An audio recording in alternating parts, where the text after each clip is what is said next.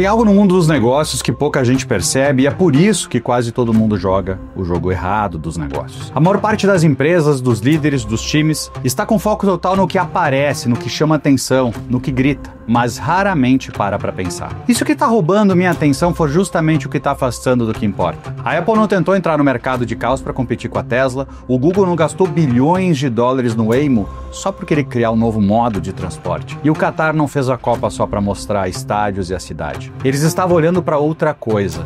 Uma coisa que a maioria não vê. Enquanto você reage ao jogo, eles já estão redesenhando o tabuleiro. Nesse vídeo eu quero te mostrar por que as decisões mais inteligentes de mercado não são óbvias e por que quem enxerga o jogo inteiro joga no longo prazo, com poder de fato real.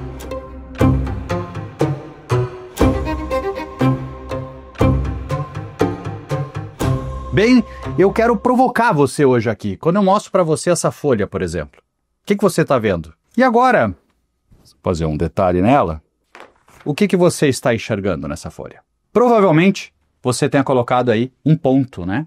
Mas é aí que começa o grande erro dos negócios. A gente se detém muito às vezes no que querem chamar nossa atenção. No momento que eu pego uma folha deste tamanho e coloco apenas um pontinho preto, a maior parte das pessoas que eu for perguntar o que estão enxergando, eles vão dizer que estão enxergando um pontinho preto. Porque eu estou conseguindo levar eles para olhar aqui. Só que pouca gente está vendo a grande folha branca, a floresta. E muitas vezes a gente gasta energia só olhando o quê?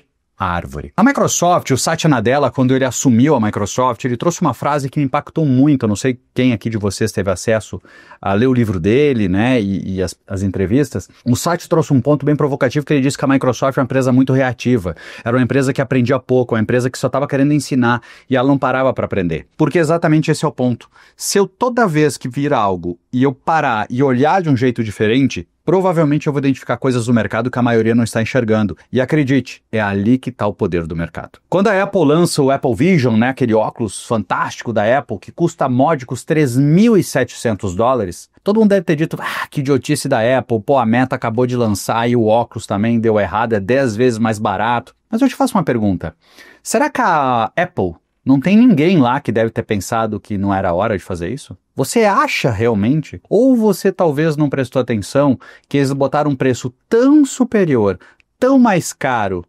exatamente para ancorar na nossa cabeça que se um dia, quando o mercado amadurecer e a gente de fato for atrás de alguma marca para usar a realidade aumentada, será que o da Apple já não ancorou na nossa cabeça que é o melhor? Será que o da Apple, automaticamente, por ter feito isso, já não ancorou na gente isso? Será que essa estratégia toda não fez parte de proteger o mercado futuro? A gente não sabe disso, mas esse provavelmente é um ponto cego que pouca gente está percebendo. A China lança o DeepSeek bem no final de semana do Fórum Mundial. Mas por quê? Será que é coincidência? Ou será que é no momento onde todas as economias vão estar discutindo grandes movimentos e aí vem um grande impacto de inteligência artificial da Ásia? Será que eles não botou um pouco de água no chopp americano nessa hora? Para pensar comigo. Quando eu pego o caso do Waymo, né? O Waymo é aquele carro autônomo, aquele táxi autônomo que tem nos Estados Unidos, da Google, né? Uma empresa criada pela Google.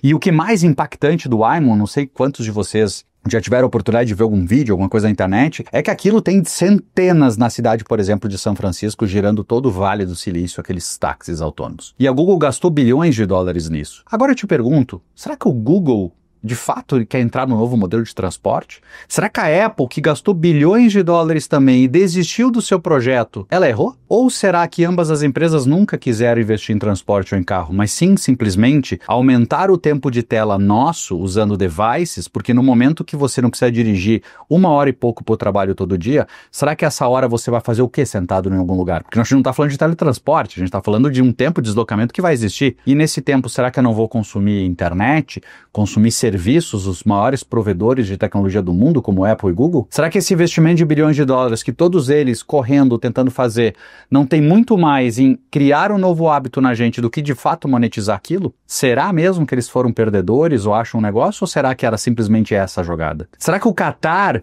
ele quis fazer a Copa do Mundo simplesmente para aumentar turismo, aumentar, sei lá, o apreço que a gente tem por eles, reduzir um pouco o impacto cultural com o Ocidente? Será que aumentar as transações comerciais? Um país de um pouco mais de 3 milhões de habitantes, menos de 10% são catares, né? São pessoas nativas de lá, pelas informações aí de mercado. Eu te faço uma pergunta, ou será que aumentando a empatia global, olhando para o Qatar, eles podem ter uma proteção muito maior bélica. Porque pensa comigo, o Catar é um dos países mais ricos do mundo, se não o mais rico do mundo. Ele fica no meio dos xiitas e sunitas, né, Arábia Saudita e o Irã. Bem, diga-se de passagem, a gente vive um dos piores momentos da sociedade nos últimos, 70 anos sobre essa questão. E o Catar, no momento que faz uma Copa do Mundo, faz com que, por anos, grande parcela do planeta passe a saber onde fica o Catar, começa a entender os costumes, começa a ter um apreço. E tudo aquilo que a gente conhece mais, a gente tenta ter um pouco mais de carinho, a gente é natural. Quando teve a enchente no Rio Grande do Sul, certamente as pessoas que são de lá e estão fora sofreram muito, como é o meu caso. Certamente quem tem familiares lá sofreu muito. Certamente pessoas que foram fazer algum tipo de turismo algum dia no Rio Grande do Sul também tiveram um tipo de dor. Outros brasileiros, e diga-se de passagem, o Brasil foi fantástico, quantos estados e pessoas aí do Brasil ajudaram o Rio Grande do Sul, porque tem um lado de saber onde fica e tal, de ajudar. Agora, será que o pessoal do Chile se preocupou? Será que a gente aqui está preocupado com o Catar se a gente conhecesse menos? A gente conhecendo mais, será que a gente não vai ter uma empatia global de tentar achar que é justo ou não justo uma guerra? Porque existem dezenas de guerras civis acontecendo no mundo e você não tá nem aí, até porque você nem sabe onde ficam os países, você quem dirá falar o nome deles. Então, o que eu quero trazer para você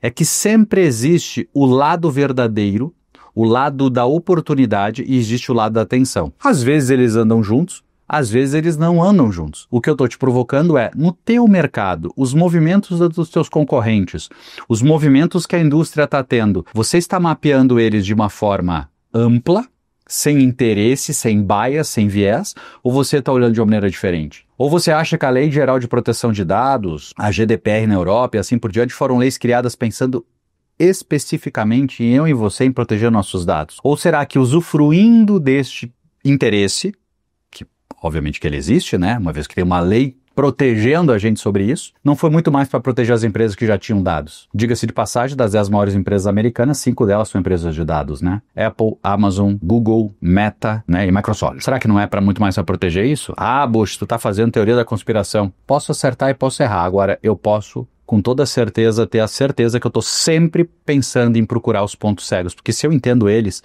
eu sei jogar um jogo muito mais rápido. É como uma Amazon que se estabeleceu no mercado até hoje batendo muito forte numa premissa específica, que é confiança. E aí vem uma Zappos, uma empresa que vende sapato pela internet, que provavelmente muitos que estão me assistindo agora nunca ouviram falar. Esses caras vêm e por 6 meses eles bombam no mercado americano, muito mais pela forma de atender, pelo impacto causado, do que de verdade venda de calçado. E eles tinham até uma condição que você podia usar o sapato um mês e devolver, e eles tinham dezenas de pares, acho que se não me engano no primeiro ano, cerca de 20, 25% das vendas tiveram devolução, e o pessoal do mercado dizia assim, eles são loucos, eles vão quebrar, e na verdade era uma forma de estabelecer um novo mindset no consumidor, dizendo, cara, essa empresa é tão fantástica que eles permitem até eu passar a perna nela por um tempo. Bem, assim um pouco foi a Apple no início, que você comprava um iPhone e quando se ele estragasse dentro de um ano, você largava um novo. Isso já não existe mais.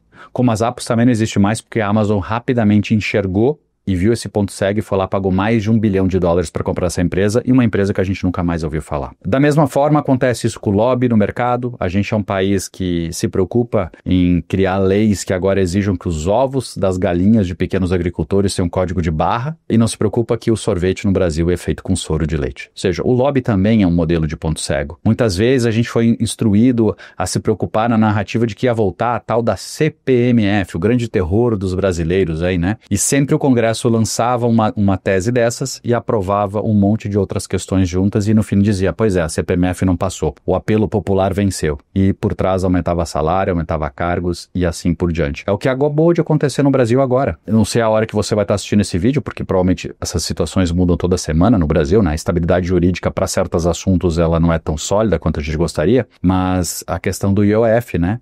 O IOF foi reprovado, mas o aumento de cadeiras na Câmara dos Deputados foi aprovado. Mas aí, dias depois, voltamos atrás do IOF e o governo suspende, e assim a gente vai levando a vida. O fato da grande provocação sobre o ponto cego é onde de verdade você está mapeando o contexto do seu mercado e dos seus competidores, mas principalmente do seu cliente. Será que o maior competidor da sua empresa hoje não pode ser o próprio iFood? Será que amanhã ou depois o Mercado Livre não é seu competidor no seu mercado? Será que algum país não tem uma ação que eventualmente você pode estar achando bonita e amanhã pode quebrar você? Os assuntos são um pouco longos, os assuntos são um pouco distantes de exemplo, e a grande maioria das pessoas com isso, elas acabam nem se preocupando muito, né? Você acaba ficando assim, do tipo, esse assunto tá tão longe, isso não vai me afetar. Mas a mesma coisa acontece no nosso bairro, na nossa cidade e assim por diante. Líderes empresariais, donos de empresa que mapeiam o jogo dos negócios, eles estão sempre se antecipando nos movimentos que o mercado vai fazendo. Então tem certos mercados que já estão sofrendo, outros mercados não sofrem tanto. Por exemplo, a inteligência artificial. Se você pegar a inteligência artificial, a 95% da pauta é a troca de emprego, é a velocidade, é consumo de água, de energia, é só esse tipo de narrativa. Só que o tempo que ela está devolvendo para você? Provavelmente hoje você teria 20%, 30% do seu tempo disponível, sendo que ela poderia estar fazendo coisas que você fazia operacionais. O que você está fazendo com esse tempo? Para mim, esse teria que ser a maior discussão que a gente teria que ter na sociedade. Mas esse é um ponto cego. E se isso é um ponto cego, quanto todos os exemplos que eu trouxe para você, fica bem claro. A gente vive a maior era de oportunidade que já existiu na sociedade. Nunca teve tanto dinheiro circulando, nunca teve tantos pontos cegos disponíveis sobre a mesa. Basta você prestar atenção, usar as ferramentas corretas, e antes que você me pergunte, sim, existe método para fazer isso. A ambidestria é uma das disciplinas importantíssimas para a gente procurar desenvolver, para procurar isso, mas existem, obviamente, várias formas de você evitar os viés de confirmação e ter um pensamento de terceira ordem, que no mercado financeiro ele é muito importante e no mercado dos negócios ele sempre foi importante. Bem, espero que esse vídeo, mesmo um pouco denso, cheio de exemplo, empilhado, ele sirva para um motivo apenas para você: chamar a tua atenção e mostrar o quanto de oportunidade você está deixando passar por não saber